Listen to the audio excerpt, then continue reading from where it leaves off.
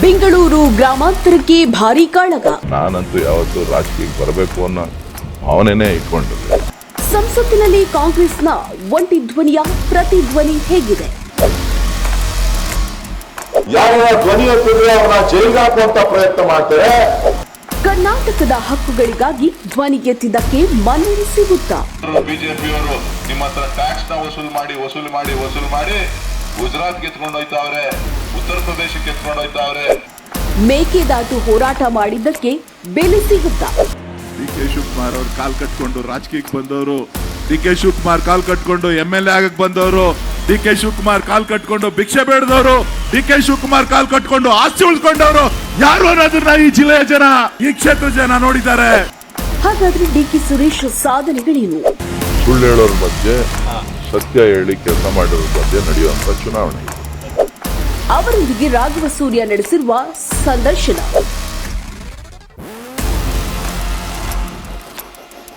Hello ನಮಸ್ಕಾರ, ನೀವು ನೋಡ್ತಾ ಇದ್ದೀರಿ ವಿಶೇಷ ಸಂದರ್ಶನ. ನಾನು ನಿಮ್ಮ ರಾಘವ ಸೂರ್ಯ. ಬೆಂಗಳೂರು ಗ್ರಾಮಾಂತರ ಲೋಕಸಭಾ ಕ್ಷೇತ್ರದ ಕಾಂಗ್ರೆಸ್ ಅಭ್ಯರ್ಥಿ ಹಾಲಿ ಸಂಸದರು ಡಿ.ಕೆ. ಸುರೇಶ್ ನಮ್ಮ ಜೊತೆಗಿದ್ದಾರೆ. ಅವರ ಪ್ರಚಾರ ಕಾರ್ಯ ಯಾವ ರೀತಿ ಸಾಗಿದೆ, ಅವರ ಮುಂದಿನ ಧ್ಯೇಯೋದ್ದೇಶಗಳಿಗೆ ಯಾವ ರೀತಿಯಾದಂತಹ ಶಕ್ತಿ ಸಿಗ್ತಾ ಇದೆ, ಎಲ್ಲವನ್ನು ಕೂಡ ಕೇಳ್ತಾ ಹೋಗೋಣ. ಸರ್ ನಮಸ್ಕಾರ. ನಮಸ್ಕಾರ. ಹೇಗಿದ್ದೀರಿ ಸರ್? ನೋಡಿ, ಎಲೆಕ್ಷನ್ ಮಾಡ್ತಾ ಇದ್ವಿ. ಎಲೆಕ್ಷನ್ ಮಾಡ್ತಾ ಇದ್ದೀರಿ, ಇನ್ನೇನು ಕೆಲವೇ ದಿನಗಳಿದ್ದಾವೆ ಮತದಾನ ಪ್ರಕ್ರಿಯೆಗೆ. ಈಗ ನಿಮ್ಮ ಮತಯಾಚನೆಯ ಕೂಲಿ ಕೆಲಸ ಹೆಂಗ್ಸಾಗಿದೆ? ನಿಮ್ಮ ಮತದಾರ ಧಣಿಗಳು ಯಾವ ರೀತಿ ಉತ್ತರ ಕೊಡ್ತಾ ಇದಾರೆ ತಮ್ಗೆ? ಧನಿಗಳು ಸಂತೋಷದಿಂದ ಇದ್ದಾರೆ. ಒಳ್ಳೆ ಕೆಲಸ ಮಾಡಿದಾನೆ, ಕೂಲಿ ಕೊಡ್ಬೇಕು ಅಂತ, ಹೆಚ್ಚಿನ ಕೂಲಿಯನ್ನ ಕೊಡ್ತಾರೆ ಅಂತಕ್ಕಂಥ ನಿರೀಕ್ಷೆನಲ್ಲಿ ಇದ್ದೀನಿ. ಅಂದ್ರೆ ದಿನಕ್ಕೆ ವಿಶ್ವಾಸ ಜಾಸ್ತಿ ಆಗ್ತಾ ಇದೆ. ಖಂಡಿತ. Yes sir. ಈಗ ನೀವು ಈಗಾಗಲೇ ಹ್ಯಾಟ್ರಿಕ್ ಹೀರೋ ತರ ಆಗಿದ್ದೀರಿ, 3 ಬಾರಿ ಸಂಸದರಾಗಿದ್ದೀರಿ.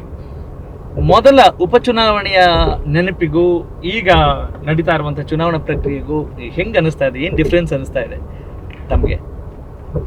ಬಿಸಿಲೊಂದು ಬಿಟ್ರೆ ಬೇರೇನು ವ್ಯತ್ಯಾಸ ಕಾಣಿಸ್ತಾ ಇಲ್ಲ. ಅಲ್ಲ, ಬಿಸಿಲು ಅವಾಗ್ಲೂ ಇತ್ತಲ್ಲ ಸರ್? ಈ ತರದ ಬಿಸಿಲು ಇರ್ಲಿಲ್ಲ.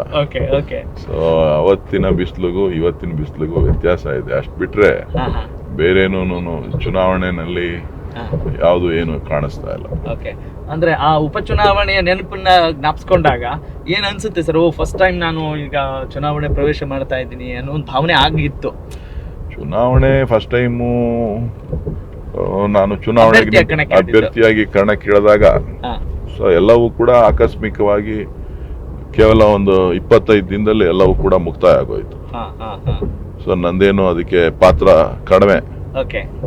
ಸೊ ಎಲ್ಲ ಕೂಡ ರಾಜ್ಯ ಕಾಂಗ್ರೆಸ್ನ ನಾಯಕರು, ಕಾರ್ಯಕರ್ತರುಗಳು ಅವರ ಜವಾಬ್ದಾರಿ ಮೇಲೆ ಆ ಚುನಾವಣೆ ನಡೀತು ಸಂಪೂರ್ಣವಾಗಿ. ಸೊ ನಂತರದ ಚುನಾವಣೆಗಳು ನಾನು ಮಾಡ್ತಾ ಬಂದಿದ್ದೇನೆ. ಈ ಚುನಾವಣೆ ಕೂಡ ಎಲ್ಲ ಕಾರ್ಯಕರ್ತರ ನಾಯಕತ್ವದಲ್ಲಿ, ನಮ್ಮ ಮುಖಂಡರುಗಳ ನಾಯಕತ್ವದಲ್ಲಿ ಮಾಡ್ತಾ ಇದ್ದೀವಿ. ಅಂದ್ರೆ ಸರ್, ಈಗ ಎಲ್ರಿಗೂ ಒಂದೊಂದು ಹಿನ್ನೆಲೆ ಇರುತ್ತೆ ಇಂಥ ಒಂದು ನಾಯಕರ ಗುಣ ಬರಲಿಕ್ಕೆ, ಮತ್ತೆ ಚುನಾವಣೆಯ ಆ ತಂತ್ರಗಾರಿಕೆಗಳನ್ನ ಅರಿಯಲಿಕ್ಕೆ. ತಾವು ಈ ಸಂದರ್ಭದಲ್ಲಿ ದೊಡ್ಡಾಲಹಳ್ಳಿ ಕೆಂಪೇಗೌಡರನ್ನ, ತಮ್ಮ ತಂದೆಯವ್ರನ್ನ ಹೇಗೆ ನೆನಪಿಸ್ಕೊತೀರಿ? ನೋಡಿ, ನಮ್ಮ ತಂದೆ ನಮ್ಮ ಮಕ್ಕಳಿಗೆ ಯಾವುದೇ ತೊಂದರೆ ಆಗಬಾರ್ದು ಅಂತೇಳಿ ಪ್ರತಿಯೊಂದು ಹಂತದಲ್ಲೂ ಕೂಡ, ಶಿಕ್ಷಣಕ್ಕೆ ಇರ್ಬೋದು, ಬೇರೆ ರೀತಿನಲ್ಲಿರ್ಬೋದು, ನಾವು ದೊಡ್ಡವರಾದ್ಮೇಲೆ ಇರ್ಬೋದು, ಪ್ರತಿಯೊಂದು ಹಂತದಲ್ಲೂ ಕೂಡ ಅವರು ನಮಗೆ ಆಶೀರ್ವಾದ ಮಾಡ್ತಾ ನಮ್ಗೇನು ಬೇಕೋ ಅದನ್ನೆಲ್ಲವನ್ನು ಕೂಡ ಒದಗಿಸ್ಕೊಟ್ಟಿದ್ದಾರೆ. ಜೊತೆಗೆ ಹಳ್ಳಿನಲ್ಲಿರೋದು ಬೇಡ ಅಂತೇಳಿ ಬೆಂಗಳೂರು ಕರ್ಕೊಬಂದು ಸೈಟ್ ತಗೊಂಡು, ಇಲ್ಲಿ ಜಮೀನು ತಗೊಂಡು ಬೆಂಗಳೂರಲ್ಲಿ ವಾಸ ಮಾಡಲಿ ಅಂತೇಳಿ, ಇಲ್ಲಿ ಉದ್ಯೋಗ, ಇಲ್ಲಿ ಬಿಸ್ನೆಸ್ ಮಾಡಲಿಕ್ಕೆ ಏನೆಲ್ಲ ಬೇಕೋ ಬೆಂಬಲವನ್ನು ಕೊಡ್ತಾ, ಸೊ ಎಲ್ಲನೂ ಕೂಡ ಏನಾರ ಒಂದು ಹೊಸದನ್ನು ಮಾಡಲಿ, ಬೆಳೀಲಿ ಅನ್ನೋವಂಥ ದೃಷ್ಟಿಯಿಂದ ಪ್ರೋತ್ಸಾಹವನ್ನು ಕೊಟ್ಟಿದ್ದಾರೆ. ಜೊತೆಗೆ ರಾಜಕೀಯ ಪ್ರವೇಶ ಮಾಡಿದಾಗಲೂ ಕೂಡ, ನಮ್ಮ ಅಣ್ಣ ರಾಜಕೀಯ ಪ್ರವೇಶ ಮಾಡಿದಾಗಿರ್ಬೋದು, ನಾನು ರಾಜಕೀಯ ಪ್ರವೇಶ ಮಾಡಿದಾಗಿರ್ಬೋದು, ಭಾಳ ಅವರದೇ ಆದಂಥ ರೀತಿಯಲ್ಲಿ ಎಲ್ಲ ಥರದ ಸಹಾಯನೂ ಕೂಡ ಮಾಡಿದ್ದಾರೆ, ಎಲ್ಲ ಥರದಲ್ಲೂ ಕೂಡ. ಯಾಕೆ ಅಂತ ಅಂದರೆ ನಮ್ಮ ತಾತ ತಾಲೂಕ್ ಬೋರ್ಡ್ ಮೆಂಬರ್ ಆಗಿದ್ರು. ಸೊ ಅವತ್ತಿನ ಕಾಲದಲ್ಲಿ ಅದನ್ನು ಬಳಸ್ಕೊಂಡು ಬೇರೆ ಎಲ್ಲರನ್ನೂ ಕೂಡ ವಿಶ್ವಾಸಕ್ಕೆ ತಗೊಂಡು ರಾಜಕೀಯನ ಪ್ರವೇಶ ಮಾಡ್ತಾ ಇದ್ದಾನೆ ಅಂತೇಳಿ ಸಪೋರ್ಟ್ ಮಾಡಿ ನಮ್ಮ ಅಣ್ಣನಿಗೆ ಆ ಚುನಾವಣೆಯಲ್ಲಿ ಭಾಳ ಚಿಕ್ಕ ವಯಸ್ಸಿನಲ್ಲಿ ಚುನಾವಣೆಗೆ ದೇವೇಗೌಡರ ಮೇಲೆ ಸ್ಪರ್ಧಿಸಿದಂಥ ಸಂದರ್ಭ. ಸೊ ಆಗ ಎಲ್ಲರೂ ಕೂಡ ನಮ್ಮ ತಂದೆ ಇರ್ಬೋದು, ನಮ್ಮ ತಾಯಿ ಇರ್ಬೋದು, ಭಾಳ ಹೆಚ್ಚಿನ ಜವಾಬ್ದಾರಿಯನ್ನು ತಗೊಂಡು ಕೆಲಸ ಮಾಡಿ ಒಂದು ಪ್ರಯತ್ನವನ್ನು ಮಾಡಿದ್ವಿ. ಯಶಸ್ಸಾಗಲಿಲ್ಲ ಅಂಥೇಳಿ ಅವರು ಯಾವತ್ತೂ ಕೂಡ ಕೈ ಚೆಲ್ಲಿ ಬೇಜಾರು ಮಾಡ್ಕೊಳ್ಳಿಲ್ಲ. ಏನೋ ಮಾಡ್ತಾ ಇದ್ದಾನೆ ಮಾಡಲಿ ಅಂಥೇಳಿ ಪ್ರೋತ್ಸಾಹ ಕೊಟ್ಕೊಂಡು ಬಂದರು. ಎಲ್ಲ ವಿಚಾರಗಳಲ್ಲೂ ಕೂಡ ಬೆನ್ನಿಗೆ ಜೊತೆನಲ್ಲಿ ನಿಂತು ಬೆಂಬಲ ಕೊಡ್ತಾ ಆಶೀರ್ವಾದ ಮಾಡಿ ಬಂದಿದ್ದಾರೆ. ಸೊ ಅವ್ರ ಆಶೀರ್ವಾದದಿಂದ ಇಲ್ಲಿವರೆಗೂ ಬಂದಿದ್ದೀವಿ. ದಿನ ಜ್ಞಾಪಿಸ್ಕೊಳ್ತೀರಿ ನೀವು? ಖಂಡಿತ. ಅಂದ್ರೆ ಅವರ ಯಾವ್ದಾದ್ರು ನೆನಪುಗಳನ್ನ ಹಂಚ್ಕೊಳ್ಬೋದಾ? ಹಂಗೆ ಆ ನೆನಪು ತುಂಬಾ ಕಾಡ್ತಾ ಇರುತ್ತೆ, ತಂದೆಯವ್ರ ಜೊತೆಗಿದ್ದಂಥ ಸಂದರ್ಭ, ಆ ಥರದ್ದೆಲ್ಲ ನೀವು ಶೇರ್ ಮಾಡ್ಕೊಳ್ಬೋದಾ? ನಮ್ಮ ತಂದೆ ನನ್ನ ಬಗ್ಗೆ ಭಾಳ ಪ್ರೀತಿ ಇಟ್ಕೊಂಡಿದ್ರು. ಜೊತೆಗೆ ನನ್ನ ಕಂಡ್ರೆ ಸ್ವಲ್ಪ ಭಯನೂ ಪಡ್ತಿದ್ರು. ಏನ್ ಸರ್ ಹಂಗಂತೀರಿ? ನಾನು ಏನಾರ ಹೇಳ್ಬಿಡ್ತೀನಿ ಅಂತ ಹೇಳ್ಬಿಟ್ಟು.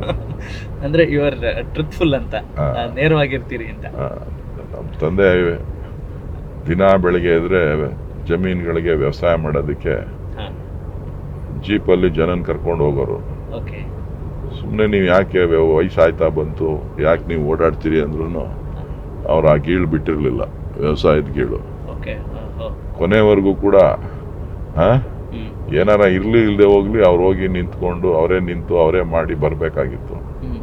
ಜೊತೆಗೆ ಬೆಂಗಳೂರಿಗೆ ಬರಬೇಕು ಅಂತ ಅಂದ್ರೆ ಅಲ್ಲಿ ಏನು ತರಕಾರಿ, ಏನು ಹಣ್ಣು, ಬೇರೆ ಏನು ಪದಾರ್ಥಗಳು ಬೆಳೆದಿರ್ತಾರೆ ಅದನ್ನೆಲ್ಲ ಎತ್ಕೊಂಡು ಬಂದು ಇಲ್ಲಿ ಮನೆಗೆ ಕೊಟ್ಟು ಹೋಗುವಂಥ ಪ್ರತೀತಿ ಇಟ್ಕೊಂಡಿದ್ರು. ಸೊ ಹಾಗಾಗಿ ಯಾರನ್ನು ನಂಬ್ತಾ ಇರಲಿಲ್ಲ. ಅವರೇ ಏನೇನು ತಗೋಬೇಕು ಅಂತ ಅಂದ್ರು ಅವರೇ ಖುದ್ದು ಹೋಗ್ತಿದ್ರು. ಸೊ ಎಲ್ಲ ವಿಚಾರಗಳನ್ನು ಕೂಡ ಭಾಳ ಸೂಕ್ಷ್ಮತೆಯಿಂದ ನೋಡಿ ಕೆಲಸ ಮಾಡ್ಕೊಂಡು ಬರ್ತಾಯಿದ್ರು. ಸೊ ಹಾಗಾಗಿ ಅವರಿದ್ದಾಗ ನಮಗೆ ಒಂದಷ್ಟು ಜವಾಬ್ದಾರಿಗಳು ಕಮ್ಮಿ ಇತ್ತು, ಅವರೆಲ್ಲ ನೋಡ್ಕೋತಾ ಇದ್ರು. ಸೊ ಈಗ ಅವರಿಲ್ಲ, ನಮ್ಮ ಮೇಲೆ ಹೊರೆ ಜಾಸ್ತಿ ಆಗಿದೆ. ನಾನು ಕಾಲೇಜ್ನಲ್ಲಿ ಹೋಗ್ಬೇಕು ಅಂತ ಅಂದಾಗ ನನ್ನ ವೆಹಿಕಲ್ ಕೇಳಿದೆ, ಗಾಡಿ ಕೊಡ್ಸಿ ಅಂತ. ಅವಾಗ ಗಾಡಿ ಕೊಡ್ಸಿದ್ರು. Two wheeler. ಅವಾಗೆಲ್ಲ ಟೂ ವೀಲರ್. ಫಸ್ಟ್ ವೆಹಿಕಲ್ ನಂದು TVS ಚಾಂಪು ಕೊಡ್ಸಿದ್ರು. ಅದಾದ 1 ವರ್ಷ 2 ವರ್ಷಕ್ಕೆ ನಾನು RX ಬಂದಿತ್ತು, RX ಕೊಡ್ಸಿ ಅಂತ. ಯಮ RX 100. ಅದು ಸ್ಪೀಡ್ ಜಾಸ್ತಿ, ನೀನು ಗಾಡಿಗೆ ಸ್ಪೀಡಾಗಿ ಓಡಿಸ್ತೀಯ, ನೀನು ಕೊಡ್ಸಲ್ಲ ಅಂತ ಗಲಾಟೆ ಮಾಡಿಕೊಂಡು ಕೊನೆಗೆ ನಮ್ಮ ಅಣ್ಣ ಅದಕ್ಕೆ ಬಜಾಜ್ ಚೇತಕ್ ಸ್ಕೂಟರ್ ಕೊಡ್ಸಿದ್ರು, ಬಜಾಜ್ ಚೇತಕ್. ಸೊ ಅದಾದ್ಮೇಲೆ ಒಂದು SD ಬೈಕ್ ಇತ್ತು ನಮ್ಮ ಅಣ್ಣಂದು. ಆ ಬೈಕ್ನ ನಾನೇ ರೆಡಿ ಮಾಡಿಸ್ಕೊಂಡು ಅದನ್ನ ನಾನು ಇಟ್ಕೊಂಡಿದ್ದೆ ಓಡಾಡ್ಲಿಕ್ಕೆ ಅಂತೇಳಿ. ಅವಾಗೆಲ್ಲ ಒಂಥರ ಕ್ರೇಜ್ ಅದು SD ಬೈಕು. ಅದಾದ್ಮೇಲೆ ಜೀಪು, ಕಾರು. ನಾನು ಬಿಸ್ನೆಸ್ ಮಾಡಕ್ ಶುರು ಮಾಡಿದ್ಮೇಲೆ, ಕಾಲೇಜ್ ಮುಗಿದ ಮೇಲೆ ಜೀಪು ತಗೊಟ್ಟಿದ್ರು. ಜೀಪಲ್ಲಿ ಓಡಾಡ್ಕೊಂಡಿದ್ದೆ. ಅವಾಗ ನಮ್ಮೂರಲ್ಲೆಲ್ಲ ಓಡಾಡಬೇಕು ಅಂದರೆ ರೋಡ್ಗಳು ಅಷ್ಟು ಚೆನ್ನಾಗಿರಲಿಲ್ಲ. ನಾನು ಬಿಸ್ನೆಸ್ಗೆ ಅನುಕೂಲ ಆಗಲಿ ಅಂತ ಜೀಪ್ ಇಟ್ಕೊಂಡಿದ್ದೆ. ಬೆಂಗಳೂರಿಗೆ ಬರಬೇಕು ಅಂದರೆ ಕಾರಲ್ಲಿ ಓಡಾಡ್ತಿದ್ದೆ, ಬಸ್ಸಲ್ಲಿ ಓಡಾಡ್ತಿದ್ದೆ. ಹಿಂಗೆ ಅಂದರೆ ಎಲ್ಲ ಜನರ ಜೊತೆ ಬೆರೆಯೋಕ್ಕೆ ಒಂದು ಅವಕಾಶ ಆಯಿತು ಆ ಸಂದರ್ಭ. ಹೌದು, ಖಂಡಿತ. ಎಲ್ಲ ಸಂದರ್ಭದಲ್ಲೂ ಎಲ್ಲರ ಜೊತೆ ಬೆರೀಲಿಕ್ಕೆ, ಓಡಾಡಲಿಕ್ಕೆ ಅನುಕೂಲ ಆಗ್ತಾ ಇತ್ತು. ಪ್ರತಿನಿತ್ಯ ಇವತ್ತು ಯಾವ ರೀತಿ ಜನರ ಜೊತೆ ಇದ್ದೋ ಅವತ್ತು ಅದೇ ರೀತಿ ಜನರ ಜೊತೆ ಇತ್ತು. ಈಗಲೂ ಕೂಡ ನಾನು ನೋಡ್ತಾ ಇದ್ದೆ, ಈಗ ನಿಮ್ಮ ಮನೆಗೆ ಬರುವಂತಹ ಕಾರ್ಯಕರ್ತರು ಇರ್ಬೋದು, ಜನಸಾಮಾನ್ಯರು ಇರ್ಬೋದು, ಆಮೇಲೆ ಈಗ ಬೇರೆ ಹೊರಗಡೆ ಮಾತನಾಡಿಸ್ತಂಥ ರೀತಿ ಇರ್ಬೋದು, ಎಲ್ಲೂ ನೀವೊಬ್ಬ ಸಂಸದರು ಅಥವಾ ಒಂದು ದೊಡ್ಡ ರಾಜಕೀಯ ಕುಟುಂಬದಿಂದ ಬಂದಂಥವ್ರು ಅನ್ನೋ ಇದನ್ನ ಎಲ್ಲೂ ನೋಡ್ರೆ ನಮ್ಮವ್ರಿ, ನಮ್ಮ ಅಣ್ಣನೋ ತಮ್ಮನೋ ಥರದಲ್ಲಿ ಮಾತನಾಡ್ತಾರೆ. ಆ ಒಂದು ಅವಕಾಶ ಇದೆಯಲ್ಲ, ಅದು ಹೆಂಗೆ ಅನ್ಸುತ್ತೆ ನಿಮಗೆ? ನೋಡಿ, ನಾನು ಯಾವತ್ತೂ ಕೂಡ ಈ ಅಧಿಕಾರದ ಮತ್ತು ನನ್ನ ತಲೆಗೆ ಹೋಗಿಲ್ಲ. ನಾನು ಯಾವತ್ತೂ ಕೂಡ ಜನರ ಜೊತೆ ಇದ್ದು ಬೆಳೆದವನು, ಜನರ ಕಷ್ಟ ಸುಖಗಳನ್ನು ಕೇಳಿ ಬೆಳೆದವನು. ಅವರ ಸಮಸ್ಯೆ ಗೊತ್ತಿದ್ರೆ ಮಾತ್ರ ನಾನು ಏನಾದ್ರು ಮುಂದೆ ಏನು ಮಾಡಬೇಕು ಅಂತೇಳಿ ಅರ್ಥ ಮಾಡಿಕೊಂಡು ಕೆಲಸ ಮಾಡಲಿಕ್ಕೆ ಸಾಧ್ಯ. ಸೊ ಹಾಗಾಗಿ ಪ್ರತಿಯೊಬ್ಬರೂ ಕೂಡ ನಾನು ಆಲಿಸ್ತೇನೆ, ಅವರ ಕಷ್ಟ ಸುಖಗಳಿಗೆ ಸ್ಪಂದಿಸ್ತೇನೆ. ಹಾಗಾಗಿ ಪ್ರತಿಯೊಬ್ಬರು ಕೂಡ ನಿರೀಕ್ಷೆ ಇಟ್ಕೊಂಡು ಬರ್ತಾರೆ. ಏನಾರ ಒಂದಷ್ಟು ಒಳ್ಳೆ ಕೆಲಸ ನಮಗೆ ಅನುಕೂಲ ಮಾಡಿಕೊಡ್ತಾರೆ ಅನ್ನೋ ವಿಶ್ವಾಸದಿಂದ ಬರ್ತಾರೆ. ಸೊ ಇದು ನಿರಂತರವಾಗಿದೆ. ಓಕೆ, ಅಂದರೆ ಒಂದು ಕುಟುಂಬದ ರೀತಿ ನೋಡ್ತಾ ಇದ್ದಾರೆ ಅನ್ನೋದು ಗೊತ್ತಾಗ್ತಾ ಇರುತ್ತೆ. ಸರ್ ಹಾಗೇನೆ ಈಗ ಡಿ ಕೆ ಶಿವಕುಮಾರ್ ಸರ್ ಬೆಂಬಲ ಈಗಿದೆಯಲ್ಲ, ಅದೇ ರೀತಿ ಮುಂಚೆಯಿಂದಲೂ ಚಿಕ್ಕಂದಿನಲ್ಲೂ ಹಾಗೆ ಇತ್ತಾ ನಿಮ್ಮ ಜೊತೆ? ಸಣ್ಣ ಪುಟ್ಟಕ್ಕೆಲ್ಲ ಮುನಿಸಿಗಿನಿಸಿ ಏನು ಇರ್ತಿರ್ಲಿಲ್ವಾ? ಚಿಕ್ಕ ಹುಡುಗನಿಂದ ನಮ್ಮಣ್ಣ ತಂದೆ ಥರ ನೋಡ್ಕೊಂಡಿದ್ದಾರೆ. ನನಗೇನು ಬೇಕು ಬೇಡ, ನಮ್ಮಪ್ಪ ಏನಾರ ಕೊಡಿಸ್ಲಿಲ್ಲ ಅಂದರೂ ನಮ್ಮಣ್ಣ ಆಯಿತು ಏನೋ ನನ್ನ ತಮ್ಮ ಕೇಳ್ತಾವನೆ ಅಂತ ಕೊಡ್ಸ್ಕೊಂಡು ಬಂದಿದ್ದಾರೆ. ಇವತ್ತೇ ಅಲ್ಲ, ಚಿಕ್ಕದ್ರಿಂದನೂ ಅಷ್ಟೇ. ಅಂದ್ರೆ ಈ ಬಾಲ್ಯದ ನೆನಪುಗಳನ್ನು ಗಮನಿಸಿದಾಗ ನಿಮ್ಗೆ ಅನ್ಸಿತಾ ಮುಂದೆ ಒಬ್ಬ ಯಶಸ್ವಿ ಜನನಾಯಕನಾಗ್ತೀನಿ ನಾನ್ ಕನ್ಸಲ್ಲೂ ಇಟ್ಕೊಂಡಿರ್ಲಿಲ್ಲ. ನಾನು ರಾಜಕಾರಣಿ ಆಯ್ತೀನಿ, ಎಲೆಕ್ಷನ್ ನಿಂತ್ಕೋತೀನಿ ಅಂತಾನೆ ಗೊತ್ತಿರ್ಲಿಲ್ಲ. ಇದೆಲ್ಲನೂ ಕೂಡ ಮಿರಾಕಲ್ ಅಂತಾನೆ ಹೇಳ್ಬೇಕು. ನಾನಂತೂ ಯಾವತ್ತೂ ರಾಜಕೀಯಕ್ಕೆ ಬರಬೇಕು ಅನ್ನೋ ಭಾವನೆನೇ ಇಟ್ಕೊಂಡಿರ್ಲಿಲ್ಲ.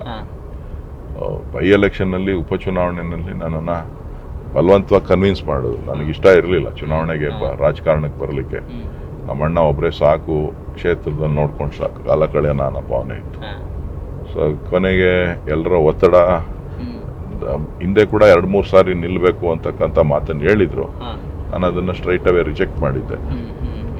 ಈ ಕೊನೆಗೆ MP ಎಲೆಕ್ಷನ್ನು, ಬೈ ಎಲೆಕ್ಷನ್ಸ್ ಬಂದಾಗ ಎಲ್ಲ ನನ್ನ ರಿಲೇಟಿವ್ಸು, ಫ್ರೆಂಡ್ಸು, ನಮ್ಮಪ್ಪ ಅಮ್ಮ, ನಮ್ಮಣ್ಣ ಭಾಳ ಫೋರ್ಸ್ ಮಾಡಿ ಕೊನೆಗೆ ಪಾರ್ಟಿ ಹೈಕಮಾಂಡ್ ಡಿಸಿಷನ್ನು, ನೀನು ನಿಂತ್ಕೋಬೇಕು ಅದು ಇದು ಅಂತೇಳಿ ಕೊನೆಗೆ ಒಪ್ಪಿಗೆ ಸೂಚಿಸಿ ಚುನಾವಣೆಯಲ್ಲಿ ಸ್ಪರ್ಧೆ ಮಾಡಿದೆ. ಚುನಾವಣೆ ಹೆಂಗಾಯ್ತು ಅಂತಲೂ ಗೊತ್ತಿಲ್ಲ, ಏನಾಯ್ತು ಅಂತಲೂ ಗೊತ್ತಿಲ್ಲ, ಗೆದ್ಬಿಟ್ಟು MP ಆಗ್ಬಿಟ್ಟಿದ್ದೆ. ಅಂದರೆ ಸರ್ ಈಗ ನೀವು ಹೇಳ್ತಾ ಇರೋ ಮಾತನ್ನು ಗಮನಿಸ್ತಾ ಇದ್ರೆ ಅಂದರೆ ಪ್ರಯತ್ನ ಇರುತ್ತೆ, ಬಟ್ ಅದು ಲೀಲಾಜಲವಾಗಿ ನಡೀತು, ಹೇಗೆ ನಡೀತು ಅಂತ ಗೊತ್ತಿಲ್ಲ. ಅಂದರೆ ನೀವು ದೈವಭಕ್ತರು ಕೂಡ ಹೌದು. ಎಲ್ಲ ಒಂದು ಭಗವಂತನ ಇಚ್ಛೆಯಿಂದ ಸಾಕ್ತಾ ಇದೆ ಅನ್ನೋ ಅರ್ಥವಾ, ಅಥವಾ ಎಲ್ಲವೂ ಬೇಕು? ಏನ್ ಅನ್ಸುತ್ತೆ ನಿಮ್ಗೆ ಈ ಯಶಸ್ಸನ್ನು ನೋಡಿದಾಗ, ಅಥವಾ ಜೀವನ ನೋಡಿದಾಗ, ಈ ದೇವರು ಅಂತ ಜ್ಞಾಪಿಸ್ಕೊಂಡಾಗ? ಇವತ್ತು ಭಗವಂತನ ಇಚ್ಛೆನೂ ಇತ್ತು, ನಮ್ಮ ಅಣ್ಣನ ಶ್ರಮನೂ ಇತ್ತು, ನಮ್ಮಣ್ಣನ ಏನು ಬೆಂಬಲ ಮತ್ತು ಪಕ್ಷದ ಸಪೋರ್ಟ್ ಸಂಪೂರ್ಣವಾಗಿ ಇದ್ದದ್ರಿಂದ ಅವತ್ತು ಚುನಾವಣೆಯಲ್ಲಿ ಗೆಲ್ಲಲಿಕ್ಕೆ ಸಾಧ್ಯ ಆಯಿತು. ಸೊ ಜನ ನನ್ನನ್ನು DK ಶಿವಕುಮಾರ್ ತಮ್ಮ ಅಂತೇಳಿ ಗುರುತಿಸ್ತಾ ಇದ್ರು, DK ಸುರೇಶ್ ಅಂತೇಳಿ ಗುರುತಿಸ್ತಾ ಇರಲಿಲ್ಲ.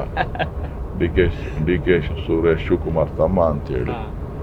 ಸೊ ಹಾಗಾಗಿ ಸಾಕಷ್ಟು ಜನ, ಎಲ್ಲ ಕಾರ್ಯಕರ್ತರುಗಳು, ಜನರೆಲ್ಲರೂ ಕೂಡ ಒಂದು ಶಿವಕುಮಾರ್ ತಮ್ಮ ನಿಂತಿದ್ದಾನೆ ಅಂತೇಳಿ ಅವತ್ತು ಬೆಂಬಲ ಕೊಟ್ಟರು.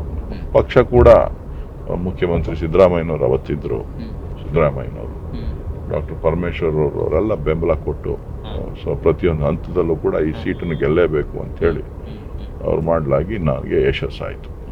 ಅಂದರೆ ಈ ನಾಯಕರ ಹತ್ರ ಇರೋದು ಅಥವಾ ಜನರ ಜೊತೆ ತುಂಬ ಬೆರಿಬೇಕು ರಾಜಕೀಯವಾಗಿ ಅನ್ನೋ ಮನಸ್ಸು ನಿಮ್ಗೆ ಇಲ್ಲದೆ ಇರುವಾಗ, ಅಂದರೆ ಸ್ವಲ್ಪ ಅಂತರ್ಮುಖಿ ಅಂತ ಅನ್ಸುತ್ತೆ, ತುಂಬ ಎಕ್ಸ್ಪ್ರೆಸಿವ್ ಅಲ್ಲ DK ಸುರೇಶ್ ಸರ್. ಆವಾಗ ಕಷ್ಟ ಆಯ್ತಾ? ಹೆಂಗಪ್ಪ ಎಲ್ಲವನ್ನು ನಾವಲ್ಲಿ ಮಾತನಾಡಬೇಕು, ಕೇಳಬೇಕು, ನಿಮ್ಮ ನೇಚರಿಗೆ ಹೇಗೆ ನೀವು ಒಗ್ಗೂಡಿಸ್ಕೊಂಡು ಬಂದ್ರಿ ರಾಜಕೀಯವನ್ನು? ನಾನು ಪರಿಸ್ಥಿತಿಗೆ ಅನುಗುಣವಾಗಿ ಬದಲಾಗಬೇಕಾಗಿ ಬಂತು. ಅಲ್ಲ, ಕಷ್ಟ ಆಯ್ತಾ? ಅಯ್ಯೋ ಏನಪ್ಪ ಎಲ್ಲಿ ಬಂದೆ ಅನ್ನೋ ಥರ ಏನಾದ್ರು ಅನ್ಸಿದ್ಯಾ ನಿಮಗೆ? ಖಂಡಿತ ಅನ್ಸಿದೆ, ಈಗಲೂ ಅನ್ಸುತ್ತೆ. ಅನ್ಸುತ್ತಾ? ಈಗಲೂ ಅನ್ಸುತ್ತೆ, ಓಕೆ, ಈಗಲೂ ಅನ್ಸುತ್ತೆ ನನಗೆ ಯಾಕೆ ರಾಜಕಾರಣ ಬೇಕಿತ್ತು, ಯಾಕೆ ಬೇಕಿದು ಅಂತೇಳಿ. ಇದೊಂದು ಮುಳ್ಳಿನ ಹಾಸಿಗೆ. ಯಾರು ನೇರವಾದ ನಡೆ, ನೇರವಾದ ನುಡಿಯನ್ನು ಇಟ್ಕೊಂಡಿರ್ತಾರೆ, ಅದು ರಾಜಕಾರಣ ಅಷ್ಟು ಸುಲಭ ಅಲ್ಲ. ಸೊ ಎಲ್ಲವನ್ನೂ ಕೂಡ ಒಂದೇ ಮಟ್ಟದಲ್ಲಿ, ಒಂದೇ ವೇವ್ ಲೆಂತಲ್ಲಿ ತೆಗೆದುಕೊಂಡು ಹೋಗೋಂಥದ್ದು ಕೂಡ ಭಾಳ ಕಷ್ಟ ಸದಾಕಾಲ. ಕಾರಣ ಏನು ಅಂತ ಹೇಳಿದ್ರೆ, ನಾನು ಒಬ್ಬ ಅಪೋಸಿಷನ್ ಪಾರ್ಟಿ MP, ನಾನು ಚುನಾವಣೆಗೆ ನಿಂತ ಮೇಲೆ 10 ವರ್ಷಗಳ ಕಾಲ ಏನಿದ್ದೀನಿ. ಆದರೂ ಕೂಡ ನನ್ನ ಕ್ಷೇತ್ರದಲ್ಲಿ ನಾನು ಇವತ್ತಿಗೂ ಕೂಡ ಏನಾರ ಒಂದು ಗೌರವ ಸಿಕ್ಕಿದೆ ಅಂತ ಅಂದರೆ ನಾನು ಮಾಡ್ತಕ್ಕಂಥ ಕೆಲಸ, ನಾನು ಜನರ ಜೊತೆ ಇಟ್ಕೊಂಡಿರ್ತಕ್ಕಂಥ ಒಡನಾಟ. ಸೊ ಪ್ರತಿಯೊಂದು ಹಂತದಲ್ಲೂ ಕೂಡ ಅವ್ರ ಹತ್ರ ಅವ್ರಿಗೆ ಕಾನ್ಫಿಡೆನ್ಸ್ ತುಂಬುವಂಥ ಕೆಲಸ ಮಾಡ್ತಾ ಬಂದಿದ್ದೀನಿ. ಅವರ ಸಮಸ್ಯೆಗಳನ್ನು ಅರ್ಥ ಮಾಡಿಕೊಂಡು ಸ್ಪಂದಿಸುವಂಥ ನಿಟ್ಟಿನಲ್ಲಿ ಕೆಲಸ ಮಾಡಿರೋದ್ರಿಂದ ನಾನು ವಿರೋಧ ಪಕ್ಷದಲ್ಲಿದ್ದರೂ ಕೂಡ ಅವರೆಲ್ಲರೂ ಕೂಡ ಜನ ಏನು ಹೇಳ್ತಾರೆ ಅಂದರೆ, ನೀವು ಮನ್ಸು ಮಾಡಿದ್ರೆ ಕೆಲಸ ಆಗುತ್ತೆ, ನೀವು ಮನ್ಸು ಮಾಡಿ ಅನ್ನೋ ಅಂಥ ಕಾನ್ಫಿಡೆನ್ಸು ಅವ್ರ ಹತ್ರ ಇದೆ.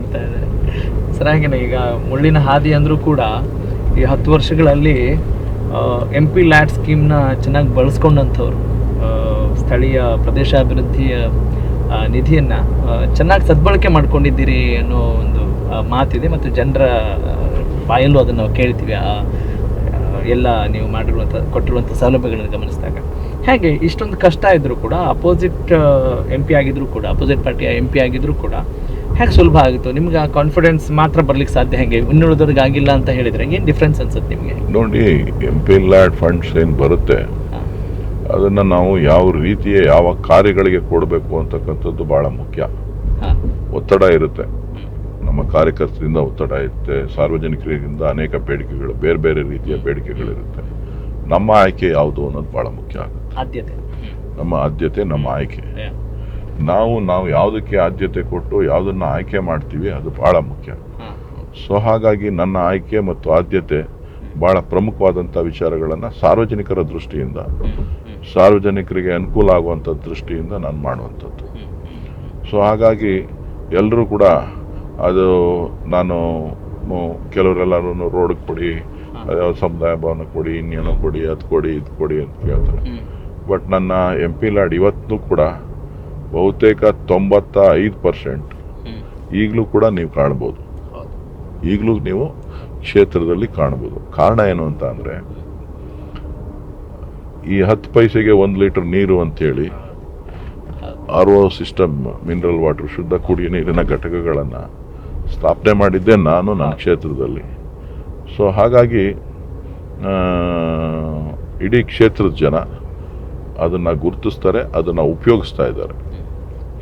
ಉಪಯೋಗಿಸೋ ಅಂಥದ್ರಲ್ಲಿ ಭಾಳ ಪ್ರಮುಖವಾಗಿ ಸಾರ್ವಜನಿಕರಿಗೆ ಅದರಿಂದ ಲಾಭ ಆಗಿದೆ.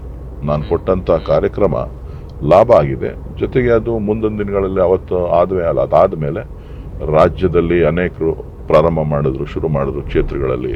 ಇಡೀ ರಾಜ್ಯದ ಕಾರ್ಯಕ್ರಮ ಆಯ್ತದು.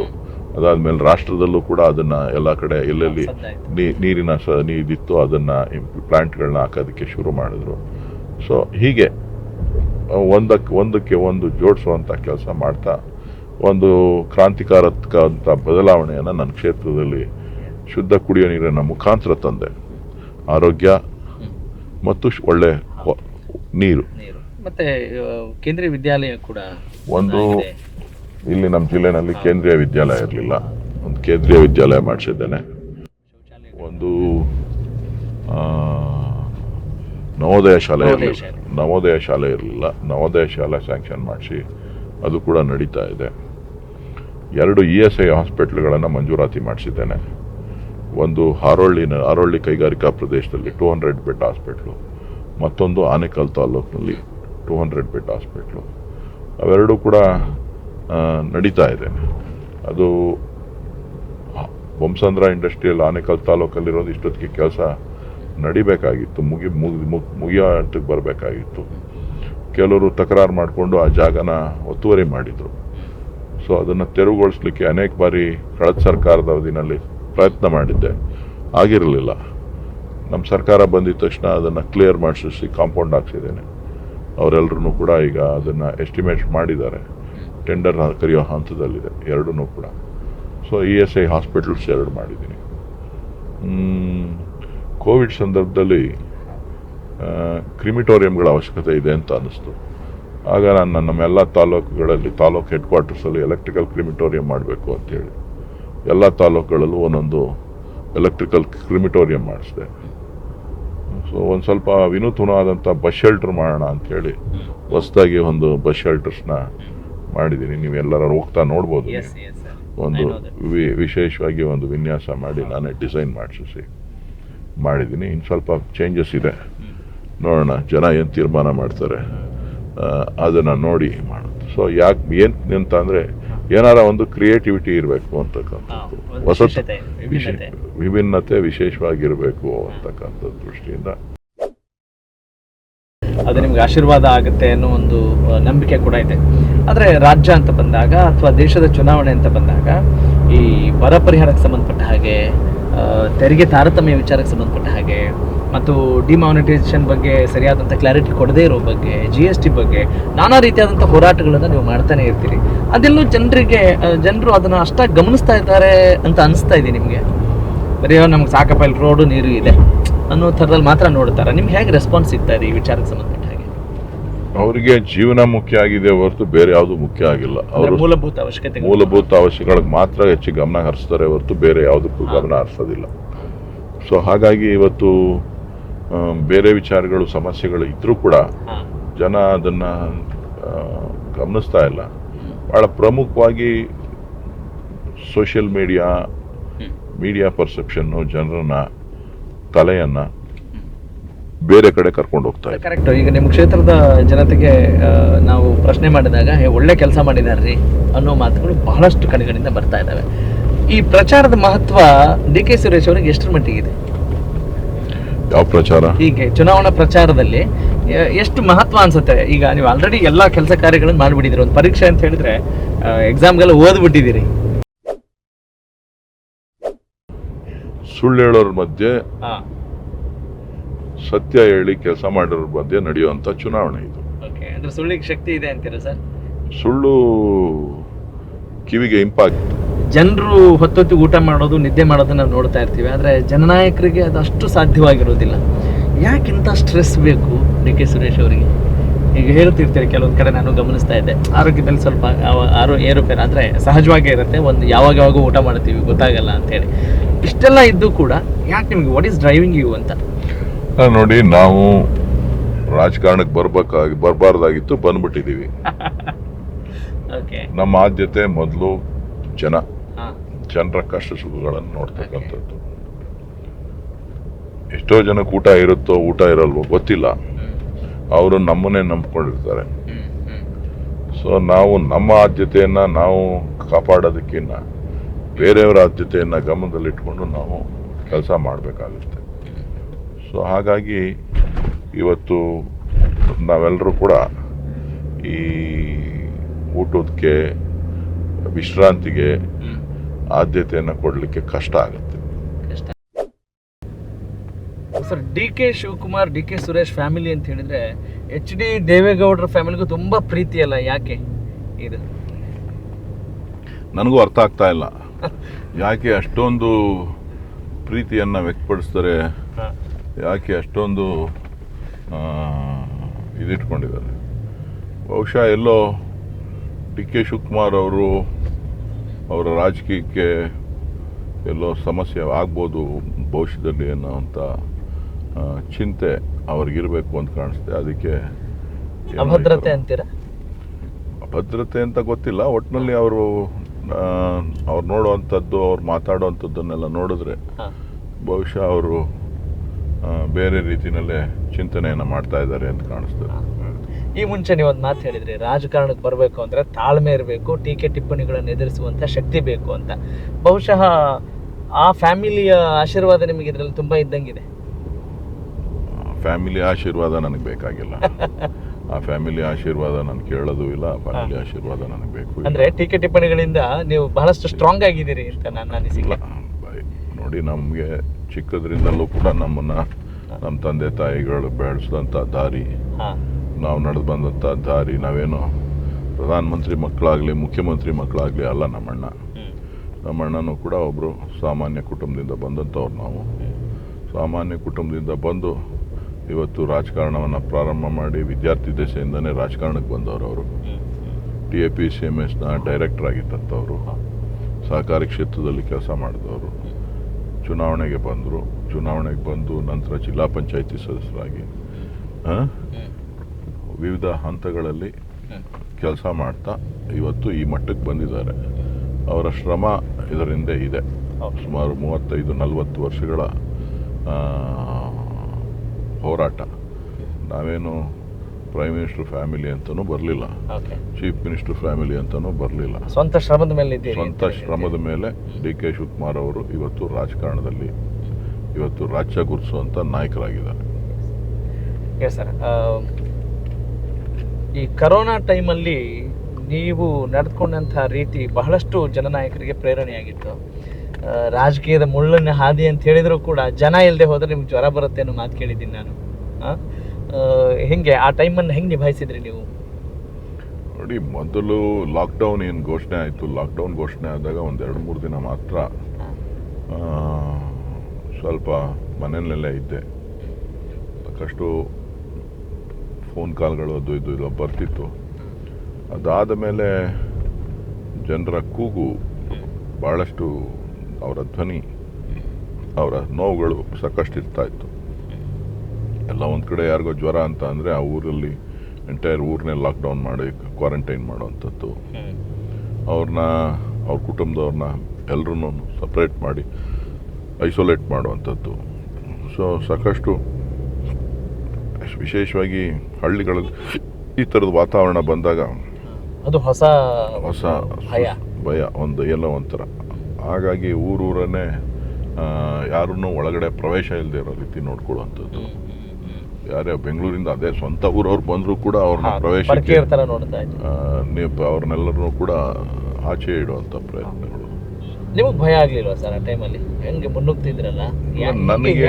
ನನಗೆ ನೋಡಿ, ನನಗೆ ಆ ಸಂದರ್ಭದಲ್ಲಿ ನಾನು ಕೆಲಸ ಮಾಡಬೇಕು ಅಂಥೇಳಿ ನಾನು ಸ್ವಇಚ್ಛೆಯಿಂದ ನನಗೆ ಒಂದು ಆ ಸಂದರ್ಭದಲ್ಲಿ ಜನರ ಜೊತೆ ಇರಬೇಕು ಅಂಥೇಳಿ ನಾನು ಏನೂ ಕೂಡ ಲೆಕ್ಕಿಸದೆ ನಾನು ಪ್ರತಿನಿತ್ಯ ಅವರ ಸಮಸ್ಯೆಗಳನ್ನು ಆಲಿಸ್ತಾ ಅವ್ರ ಕಷ್ಟಗಳ ಜೊತೆ ಬೆರೆತು ಅವರೇನೇನು ಎಲ್ಲೆಲ್ಲಿ ಏನೇನು ಆಗಬೇಕು ಅನ್ನೋದನ್ನು ಪ್ರತಿಯೊಂದು ಹಂತದಲ್ಲೂ ಕೂಡ ನಾನು ಹೋಗಿ ಬಂದು ಅವರ ಯೋಗಕ್ಷೇಮನ ವಿಚಾರಿಸ್ತಾ ಅಧಿಕಾರಿಗಳ ಜೊತೆ ಚರ್ಚೆ ಮಾಡಿ ಆಸ್ಪತ್ರೆಗಳಲ್ಲಿ ಆಗಬೇಕಾದಂಥ ಸವಲತ್ತುಗಳು, ಸಮಸ್ಯೆಗಳು, ಜನಕ್ಕೆ ಸ್ಯಾನಿಟೈಸರ್ ಅಂದರೆ ಏನೂ ಗೊತ್ತಿರಲಿಲ್ಲ, ಮಾಸ್ಕ್ ಅಂದ್ರೆ ಏನು ಅಂತ ಗೊತ್ತಿರಲಿಲ್ಲ, ಇಮ್ಯುನಿಟಿ ಡ್ರಗ್ಸ್ ಅಂದ್ರೆ ಏನು ಅಂತ ಗೊತ್ತಿರಲಿಲ್ಲ.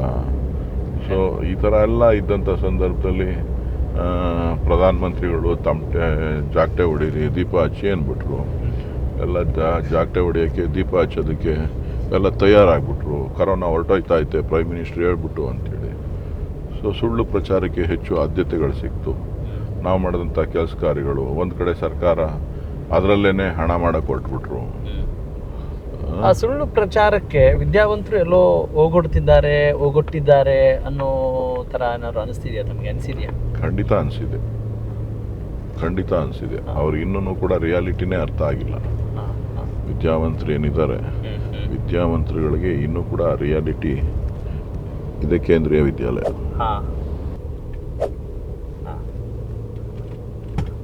ಡಿ ಕೆ ಸುರೇಶ್ ಅವರ ನಿಷ್ಠುರತನ, ನೇರವಾದಿತನ, ಪ್ಲಸ್ ಮೈನಸ್? ನಾನು ಸ್ವಲ್ಪ ಇರೋದನ್ನ ಇದ್ದಂಗೆ ಹೇಳ್ಬಿಡ್ತೀನಿ. ಕೆಲಸ ಆಗುತ್ತೆ ಆಗಲ್ಲ ಅಂತ ಹೇಳ್ತೀನಿ. ಕೆಲವ್ರಿಗೆ ಅದಕ್ಕೆ ಇಡ್ಸೋದಿಲ್ಲ. ನನ್ನ ದೃಷ್ಟಿಕೋನ ಬಿಟ್ಟು ನಾನು ಆಚೆ ಹೋಗೋದಿಲ್ಲ. ಕೆಲವು ವಿಚಾರಗಳಲ್ಲಿ ನಾನು ಕಾಂಪ್ರಮೈಸ್ ಆಗೋದಿಲ್ಲ. ಸೊ ಹಾಗಾಗಿ ಕೆಲವರು ನನ್ನನ್ನು ಇಷ್ಟಪಡ್ತಾರೆ, ಕೆಲವರು ಇನ್ನು ಕೆಲವರು ಅದನ್ನೇ ಇಷ್ಟಪಡ್ತಾರೆ. ನೈಸ್. ಅಂದ್ರೆ ಅದು ನಿಮ್ಮ ಯುನಿಕ್ ಸೆಲ್ಲಿಂಗ್ ಪಾಯಿಂಟ್ ಅಂತೀರಿ?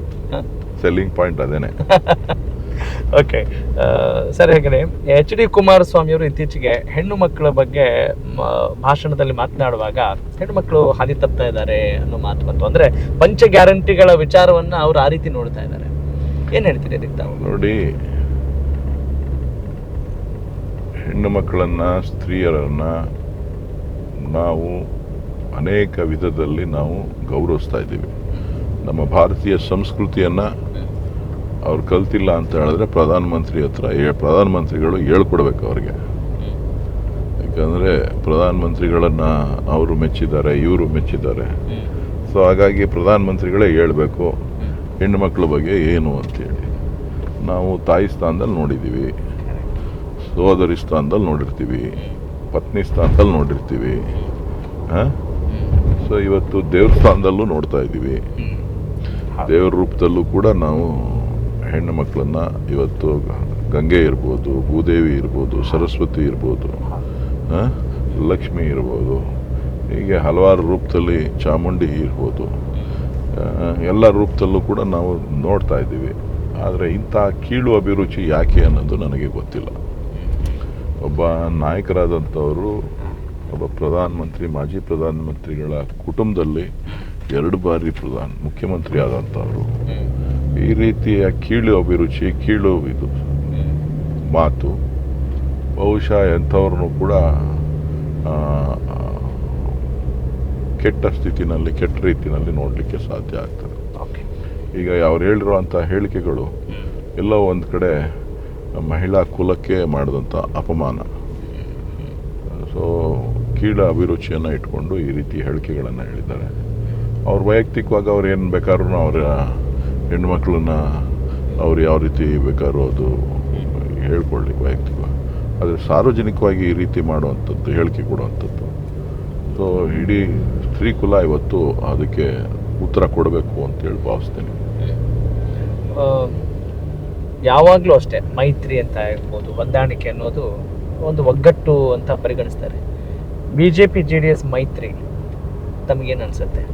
ಅವರ ಒಗ್ಗಟ್ಟು ನಿಮಗೆ ಬಿಕ್ಕಟ್ಟಾಗಿ ಪರಿಣಮಿಸಬಹುದಾ ಅಥವಾ ತಾವು ಹೇಗೆ ನೋಡ್ತೀರಿ ಅದನ್ನು? ಇಲ್ಲ, ಇದೇನು ಎಕ್ಸ್ಪೆಕ್ಟೆಡ್. ಅವರ ಅಸ್ತಿತ್ವ ಉಳಿಸ್ಕೊಳ್ಳಿಕ್ಕೆ ಮೈತ್ರಿಯನ್ನು ಮಾಡ್ಕೊಂಡಿದ್ದಾರೆ ಅಷ್ಟೇ. ಈ ರಾಜ್ಯದ ಜನರ ಹಿತ ದೃಷ್ಟಿಯಿಂದಾಗಲಿ ದೇಶದ ಜನರ ದೃಷ್ಟಿಯಿಂದಾಗಲಿ ಅಲ್ಲ. ಇಬ್ಬರ ಮೈತ್ರಿ ಅವರ ಲಾಭಕ್ಕೋಸ್ಕರ ಮಾಡಿರ್ತಕ್ಕಂಥದ್ದು. ಜನ ಕಂಗಾಲಾಗಿದ್ದಾರೆ. ಪ್ರಧಾನಮಂತ್ರಿಗಳ ಭರವಸೆಗಳು ಈಡೇರಿಲ್ಲ, ಅವ್ರು ಕೊಟ್ಟ ಮಾತುಗಳು ನಡೆದಿಲ್ಲ. ಸೊ ಇವತ್ತು ಜೀವನ ಬದುಕು ನಡೆಸುವಂಥದ್ದು ದುಬಾರಿ ಆಗ್ತಾ ಇದೆ ಪ್ರತಿಯೊಬ್ಬರಿಗೂ ಕೂಡ. ಮಹಿಳೆಯರಿಗಿರ್ಬೋದು, ಕಾರ್ಮಿಕ ವಲಯಕ್ಕಿರ್ಬೋದು, ರೈತರಿಗಿರ್ಬೋದು, ಅಥವಾ ಉದ್ಯೋಗಸ್ಥರಿಗಿರ್ಬೋದು, ವ್ಯಾಪಾರಸ್ಥರಿಗಿರ್ಬೋದು, ಎಲ್ಲರಿಗೂ ಕೂಡ ಈಗ ದುಬಾರಿ ಆಗಿದೆ. ಸೊ ಈ ದುಬಾರಿಯ ಮಧ್ಯೆ ಜೀವನ ನಡೆಸ್ತಾ ಇದ್ದಾರೆ. ಸೊ ಎಲ್ಲೋ ಒಂದು ಕಡೆ ಅವರಿಗೆ ಬದಲಾವಣೆ ಆಗಬೇಕು ಅನ್ನೋಂಥ ಮನಸ್ಥಿತಿ ಬಂದಾಗಿದೆ. ಸೊ ಭಯದ ವಾತಾವರಣದಲ್ಲಿ ಇದ್ದಾರೆ. ಹಾಗಾಗಿ ಮೈತ್ರಿ ಮಾಡ್ಕೊಂಡಿದ್ದಾರೆ ಅಂತೀರಿ ತಾವು? ಅವ್ರು ಮೈತ್ರಿ ಮಾಡ್ಕೊಂಡಿರೋದು ಬೇರೆ, ಜನನೇ ಭಯದ ವಾತಾವರಣದಲ್ಲಿದ್ದಾರೆ. ಯಾಕೆಂದ್ರೆ ಈ IT, ED, CBI ಎಲ್ಲದಕ್ಕೂ ಕೂಡ ಅದನ್ನು ಬಳಸಿ ಉಪಯೋಗಿಸ್ತಾರಲ್ಲ, ಆ ಭಯ ಇವ್ರಿಗೂ ಇದೆ. ಹಾಗಾಗಿ ಅಲ್ಲಿ ಹೊಂದಾಣಿಕೆ ಇದೆ. ಸರ್, ಈಗ ಮೈತ್ರಿ ಅನ್ನೋದು ಎಲ್ಲವೂ ರಾಜಕೀಯ ಲಾಭಕ್ಕೋಸ್ಕರ ಎಲ್ಲರೂ ಮಾಡ್ತಾರೆ. ಈಗ ಇದಕ್ಕೆ ಹೊರತಾಗಿ ಹೆಂಗೆ INDI ಅಲಯನ್ಸ್ ಇದೆ ಅಂತೀರಿ ತಾವು? ಅಲ್ಲೂ ಲಾಭಕ್ಕೋಸ್ಕರನೇ. ಲಾಭ ಅನ್ನೋದಕ್ಕಿಂತ ನಾವೊಂದು ಈ ದೇಶದಲ್ಲಿ ತತ್ವ ಸಿದ್ಧಾಂತಗಳನ್ನು ಇಟ್ಕೊಂಡು ಚುನಾವಣೆಯನ್ನು ಎದುರಿಸ್ತಾ ಇದ್ದೀವಿ. ನಾವು ತತ್ವ ಸಿದ್ಧಾಂತಗಳನ್ನು ಇಟ್ಕೊಂಡು ನಾವೇನು ಮಾಡಬೇಕು, ಈ ದೇಶ ಯಾವ ರೀತಿ ಮುನ್ನಡಿಬೇಕು, ಈ ಎಲ್ಲ ಕಾರಣಗಳನ್ನು ಇಟ್ಕೊಂಡು ನಾವು ಚುನಾವಣೆಯನ್ನು ಎದುರಿಸ್ತಾ ಇದ್ದೀವಿ. ರಾಜ್ಯಕ್ಕೆ ರಾಹುಲ್ ಗಾಂಧಿ ಅವರ ಆಗಮನ ಆಗ್ತಾ ಇದೆ. ಏನೇನು ನಿರೀಕ್ಷೆ ಮಾಡ್ತಿದ್ದೀರಿ? ಎಷ್ಟು ಮಹತ್ವ ಅಂತ ಅನ್ಸುತ್ತೆ? ಎಷ್ಟು ಶಕ್ತಿ ತುಂಬುತ್ತೆ? ಆಮೇಲೆ ಈ ನ್ಯಾಯಗಳಿಗೆ ಸಂಬಂಧಪಟ್ಟ ನಾರಿ ನ್ಯಾಯ, ಯುವ ನ್ಯಾಯ, ಶ್ರಮಿಕ್ ನ್ಯಾಯ, ಭಾಗೀದಾರಿ ನ್ಯಾಯ, ಈ ಆಶ್ವಾಸನೆಗಳು ಎಷ್ಟರ ಮಟ್ಟಿಗೆ ಮುಂದಿನ ಹಂತದಲ್ಲಿ ಈಡೇರಬಹುದು ಅನ್ನೋ ನಿರೀಕ್ಷೆ ತಮಗಿದೆ?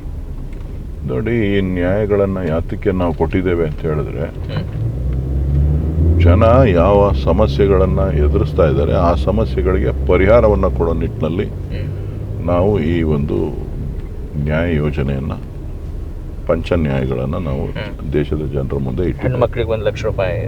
ಯಾಕೆ ಅಂತ ಅಂದರೆ ಹೆಣ್ಮಕ್ಳ ಜೀವನ ನಡೆಸೋದು ಭಾಳ ಕಷ್ಟ ಆಗ್ತಾ ಇದೆ. ಕುಟುಂಬ ನಿರ್ವಹಣೆ ಕಷ್ಟ ಆಗ್ತಾ ಇದೆ. ನಿರುದ್ಯೋಗ ಯುವಕರ ಸಮಸ್ಯೆ ಜಾಸ್ತಿ ಆಗ್ತಾ ಇದೆ. ಎಂಪ್ಲಾಯ್ಮೆಂಟ್ ರೇಟು ಜಾಸ್ತಿ, ಸೃಷ್ಟಿ ಇಲ್ಲ, ಅದು ಜಾಸ್ತಿ ಆಗ್ತಾ ಇದೆ. ಸೊ ಸಾಮಾಜಿಕವಾಗಿ ಎಲ್ಲ ರಾಜ್ಯಗಳಲ್ಲೂ ಕೂಡ ಒಂದಷ್ಟು ಸಾಮಾಜಿಕ ಬದಲಾವಣೆ ಆಗಬೇಕು ಅನ್ನೋಂಥ ವಿಚಾರಗಳು ಚರ್ಚೆನಲ್ಲಿದೆ. ಸೊ ಹಾಗಾಗಿ ಎಲ್ಲ ವಿಚಾರಗಳನ್ನು ಇಟ್ಕೊಂಡು ನ್ಯಾಯ ಯೋಜನೆಯನ್ನು ಅನುಷ್ಠಾನ ಮಾಡಲಿಕ್ಕೆ ಇವತ್ತು ನಮ್ಮ ಇಂಡಿಯಾ ಒಕ್ಕೂಟ ಮುಂದೆ ಬಂದಿದೆ. ಓಕೆ, ಈಗ ಪಾಲುದಾರಿಕೆ ನ್ಯಾಯದ ಬಗ್ಗೆ ಒಂದಿಷ್ಟು ಸ್ಪಷ್ಟನೆ ಕೊಡ್ಬೋದಾ? ಅಂದರೆ ಎಲ್ಲ ಜಾತಿ ಸಮುದಾಯದವರಿಗೆ ಸಮಾನವಾದಂಥ ಆರ್ಥಿಕ ಸೌಲಭ್ಯ ಸಿಗಬೇಕು ಅಂತ ಹೇಳ್ತಾ ಇದ್ರಲ್ಲ, ಅದ್ರ ಬಗ್ಗೆ ಒಂದಿಷ್ಟು ವಿವರಣೆ ಸಿಗ್ಬೋದು? ಅದೇನಾಗುತ್ತೆ, ಈಗ ಎಲ್ಲ ವರ್ಗಗಳಲ್ಲೂ ಕೂಡ ಆರ್ಥಿಕ ಸಮಾನತೆಯನ್ನು ಕಾಣಬೇಕು ಅಂತಕ್ಕಂಥದ್ದು, ಸಾಮಾಜಿಕ ಸಮಾನತೆಯನ್ನು ಕಾಣಬೇಕು ಅಂತಕ್ಕಂಥದ್ದು, ಅದನ್ನು ಇವತ್ತು ಎಲ್ಲರೂ ಕೂಡ ಏನು ಆರ್ಥಿಕ ಸಮೀಕ್ಷೆ, ಜಾತಿ ಸಮೀಕ್ಷೆ, ಆರ್ಥಿಕ ಸಮೀಕ್ಷೆ, ಜಾತಿ ಸಮೀಕ್ಷೆ ಇವೆರಡೂ ಆದಾಗ ಇದು ಹೊರ ಬರ್ತದೆ. ಅದು ನಿಜವಾದ ಸಬ್ಕಾ ಸಾಥ್ ಸಬ್ಕಾ ವಿಕಾಸ್ ಅಂತೀರ ತಾವು? ಅವರ ಸಬ್ಕಾ ಸಾಥ್ ಸಬ್ಕಾ ವಿಕಾಸ್ ಅಂತ ಅವ್ರು ಹೇಳಿದ್ದಾರೆ, ಆದರೆ ನಾವು ಮಾಡ್ಲಿಕ್ಕೆ ಹೊರಟಿದ್ದೇವೆ. ಅವ್ರು ಹೇಳದ್ದನ್ನ ನಾವು ಮಾಡ್ತಾ ಇಲ್ಲ. ನಮ್ಮ ತತ್ವ ಸಿದ್ಧಾಂತನೇ ಅದು.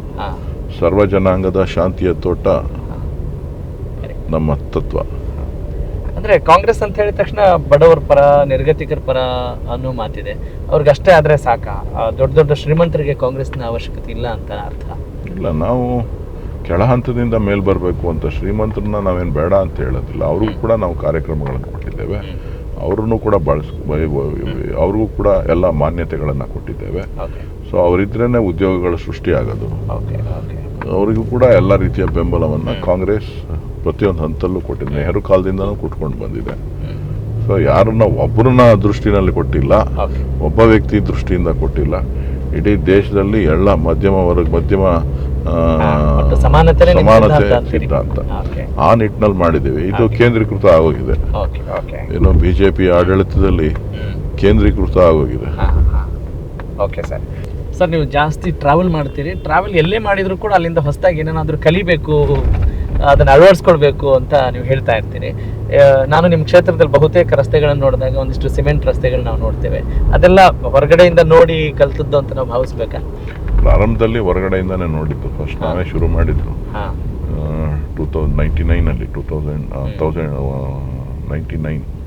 1999 ಮೊದಲೇ ಬಾರಿಗೆ ಈ ಸಿಮೆಂಟ್ ರಸ್ತೆಗಳನ್ನ ಹಾಕಲಿಕ್ಕೆ ಪ್ರಾರಂಭ ಮಾಡಿದ್ವಿ. ತದನಂತರದಲ್ಲಿ ಬೇರೆ ಕಡೆನೂ ಪ್ರಾರಂಭ ಆಯಿತು. ರೈತರ ಬದುಕನ್ನ ಬದಲಾವಣೆ ಮಾಡ್ತಕ್ಕಂಥದ್ದು, ಕೂಲಿ ಕಾರ್ಮಿಕರ ಬದುಕನ್ನ ಬದಲಾವಣೆ ಮಾಡ್ತಕ್ಕಂಥದ್ದು, ಅವರು ವಲಸೆ ಹೋಗೋದನ್ನು ತಡಿಬೇಕು ಅಂತಕ್ಕಂಥ ಮೂಲ ಉದ್ದೇಶದಿಂದ ಉದ್ಯೋಗ ಖಾತ್ರಿ ಯೋಜನೆಯನ್ನು ಡಾಕ್ಟರ್ ಮನಮೋಹನ್ ಸಿಂಗ್ ಅವರು ಜಾರಿಗೆ ತಂದರು. ಸೊ ಇವತ್ತು ಲಕ್ಷಾಂತರ ಕೋಟ್ಯಾಂತರ ಜನಕ್ಕೆ ಉದ್ಯೋಗಗಳು ಸೃಷ್ಟಿಯಾಗ್ತಾ ಇದೆ, ಗ್ರಾಮೀಣಾಭಿವೃದ್ಧಿ ಆಗ್ತಾ ಇದೆ. ಸೊ ಗ್ರಾಮೀಣಾಭಿವೃದ್ಧಿ ಆಯಿತು ಅಂದರೆ ಈ ದೇಶದ ಅಭಿವೃದ್ಧಿ ಖಂಡಿತ ಆದಂಗೆ. ನಿಮ್ಮ ನೆಚ್ಚಿನ ರಾಜಕಾರಣಿ ಯಾರು ಸರ್? ನನ್ನ ನೆಚ್ಚಿನ ರಾಜಕಾರಣಿ DK ಶಿವಕುಮಾರ್. ಅವರನ್ನು ಹೊರತುಪಡಿಸಿ ಯಾರು ರೋಲ್ ಮಾಡೆಲ್? ಮತ್ತೆ ನಾನು ರಾಜಕಾರಣದಲ್ಲಿ ನನ್ನ ರೋಲ್ ಮಾಡಲ್ ಅಂತೇನೆ ಯಾರನ್ನು ನಾನೇನು ಕಂಡಿಲ್ಲ. ನೀವು ಮನೆಯಲ್ಲೇ ನೋಡಿ ಕಲ್ತಿದ್ದೀರಿ? ಹೌದು. ಓಕೆ. ತಮ್ಮ ನೆಚ್ಚಿನ ನಾಯಕ ನಟ ಯಾರು, ಸಿನಿಮಾ ನಟ ಯಾರು? ಡಾಕ್ಟರ್ ರಾಜ್ಕುಮಾರ್. ಓಕೆ. ನಿಮ್ಗೆ ಅತಿ ಹೆಚ್ಚು ಕ್ರೇಜ್ ಯಾವುದು? ಬಟ್ಟೆ, ವಾಚು ಅಂತ ನೋಡಿದಾಗ ಯಾವುದು ತಮಗೆ? ನಾನು ಆ ಥರ ಏನಿಲ್ಲ. ಆದ್ರೂ ಬಟ್ಟೆಗಳ ಬಗ್ಗೆ ವ್ಯಾಮೋಹ ಅಂತ ಕೇಳಿದ್ದೀನಿ ನಾನು. ಆ ಥರ ಏನಿಲ್ಲ. ಬಟ್ಟೆ ನಾನು ಪರ್ಟಿಕ್ಯುಲರ್ ಏನಿಲ್ಲ. ಯಾವುದಕ್ಕೂ ನಾನು ಪರ್ಟಿಕ್ಯುಲರ್ ಇಲ್ಲ. ಓಕೆ. ಅಡ್ಜಸ್ಟೇಬಲ್. ದೇವ್ರು ಏನು ಕೊಡ್ತಾನೆ ಅದನ್ನು ಊಟ ಮಾಡ್ತೀನಿ. ದೇವರಿಗೆ ಅವತ್ತಿಗೆ ಏನು ಸಿಗುತ್ತೆ ಅದನ್ನ ನೋಡ್ತೀನಿ. ಇಂಥದ್ದೇ ಊಟ ತಿಂಡಿ ಅಂತ ನೋ ಪರ್ಟಿಕ್ಯುಲರ್. ಸೂಪರ್ ಸರ್, ತುಂಬಾ ಖುಷಿ ಆಯ್ತು ನಿಮ್ಮ ಜೊತೆ ಮಾತಾಡಿ. ನಿಮ್ಮ ಮನದಾಳದ ಮಾತುಗಳನ್ನು ಹಂಚ್ಕೊಂಡಿದ್ದೀರಿ. ನಿಮ್ಮ ವೋಟರ್ಸ್ಗೆ ಈ ಮೂಲಕ ಏನು ಹೇಳಕ್ ಬಯಸ್ತೀರಿ? ನಾನು ಈ ಕ್ಷೇತ್ರದಲ್ಲಿ ನಿಮ್ಮ ಜೊತೆ ಕೆಲಸ ಮಾಡಿದ್ದೀನಿ. ನಿಮ್ಮ ಕಷ್ಟ ಸುಖಗಳಲ್ಲಿ ನಾನಿದ್ದೀನಿ. ಈ ಕ್ಷೇತ್ರದ ಅಭಿವೃದ್ಧಿಗೆ ನಾನು ಮಾಡಿರುವಂಥ ಕೆಲಸ ಕಾರ್ಯಗಳಿಗೆ ನನಗೆ ತಾವು ಆಶೀರ್ವಾದ ಮಾಡಬೇಕು ಅಂಥೇಳಿ ಈ ಮೂಲಕ ನಾನು ತಮ್ಮಲ್ಲಿ ಪ್ರಾರ್ಥಿಸ್ತೇನೆ. ಇವತ್ತು ನಿಮ್ಮ ಆರ್ಥಿಕ ಹೊರೆಯನ್ನು ನೀಗಿಸಲಿಕ್ಕೆ ನಾವು ಗ್ಯಾರಂಟಿಗಳನ್ನು ಅನುಷ್ಠಾನ ಮಾಡಿದ್ದೀವಿ. ಮುಂದೆನೂ ಕೂಡ ಈ ಕ್ಷೇತ್ರದ ಅಭಿವೃದ್ಧಿಗೆ ನಾನು ನಿಮ್ಮ ಪರವಾಗಿ ನಿಂತು ಹೋರಾಟ ಮಾಡ್ತೇನೆ. ಕನ್ನಡಿಗರ ಧ್ವನಿಯಾಗಿ ಕೆಲಸ ಮಾಡ್ತೇನೆ. ಕರ್ನಾಟಕದ ಕನ್ನಡಿಗರಾಗುವಂಥ ಅನ್ಯಾಯದ ವಿರುದ್ಧ ನಿಮ್ಮ ಜೊತೆ ಕೈ ಜೋಡಿಸ್ತೇನೆ. ದಯವಿಟ್ಟು ಮತ್ತೊಮ್ಮೆ ನನಗೆ ಅವಕಾಶ ಮಾಡಿ ಅಂತೇಳಿ ಈ ಮೂಲಕ ತಮ್ಮಲ್ಲಿ ಪ್ರಾರ್ಥಿಸ್ತೇನೆ. ಧನ್ಯವಾದಗಳು. Thank you so much sir. Thanks for joining us. ಇದು DK ಸುರೇಶ್ ಅವರ ಮನದಾಳದ ಮಾತುಗಳು. ನಮಸ್ಕಾರ.